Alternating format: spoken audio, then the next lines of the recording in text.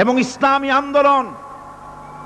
ইসলামী আন্দোলনরত দলগুলো সহ গোটা জাতিকে আহ্বান জানাই, ঈমান হেফাজত এবং দেশের স্বাধীনতা রক্ষার জন্য সকল প্রকার ভেদাভেদ ভুলে যান।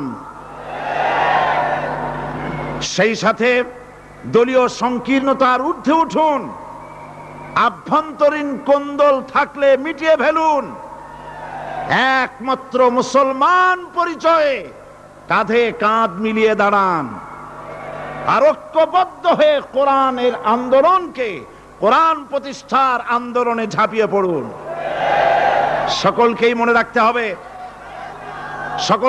রাখতে হবে কাফের, মুশরিক, মুনাফিকদের অধীনে গোলামীর জিন্দেগির চাইতে ঈমান হেফাজত এবং স্বাধীনতা রক্ষার জিহাদে শরীক